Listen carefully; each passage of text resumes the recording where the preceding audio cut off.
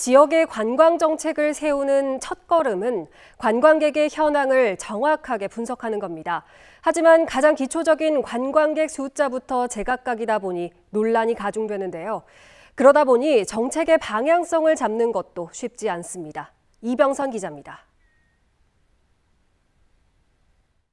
지난 2019년부터 지난해까지 원주시의 관광객 수 통계입니다. 빨갛게 표시된 그래프는 원주시 내부 통계, 파란 그래프는 국가 승인 통계인 관광지식 정보 시스템에 등록된 통계입니다. 수치가 많게는 2배 가까이 차이 납니다. 관광지식 정보 시스템은 주요 관광지 입장객 수만 합치기 때문에 지역 축제 방문자와 관광지에 포함되지 않은 숙박시설 방문자가 빠져 있기 때문입니다. 작년 기준 200만 명이 여기에 해당하는데 이 수치도 확실하다고 볼 수 없습니다. 애초에 지역 축제도 제대로 숫자를 집계하고 있다고 보기는 어렵기 때문입니다. 원주시는 한지문화재 35만 명, 댄싱 카니발 31만 명으로 집계했습니다.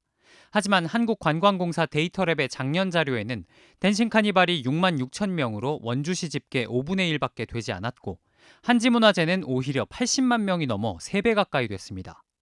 여기에 강원관광재단은 방문객 숫자를 관광객 숫자로 바꿔 발표하면서 많게는 10배 이상 숫자를 부풀리는 등 발표 기관마다 수치가 제각각입니다.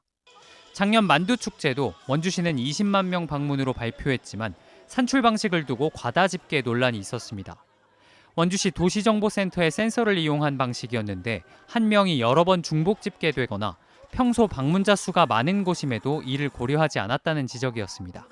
20만 명의 100억 경제 효과를 봤다고 주장하는데 그에 대한 정확한 데이터를 제출하지 못하고 부풀려서 내고 있습니다. 신뢰할 수 있는 기관에 의뢰를 맡겨서 축제를 분석해야 합니다. KT가 통신사 데이터와 카드 사용 데이터로 성별, 연령별, 타 지역 방문자 데이터를 제공하고 있지만 높은 비용이 장벽입니다. 원주시 관계자는 통신사 데이터를 사용하는 걸 고려했지만 최소 비용이 3천만 원이어서 예산 문제 때문에 포기했다고 밝혔습니다. 좀 더 세밀하고 다양한 각도의 관광객 집계가 이루어지지 않으면 올바른 관광 정책도 세워지기 어려울 수밖에 없습니다. MBC 뉴스 이병선입니다.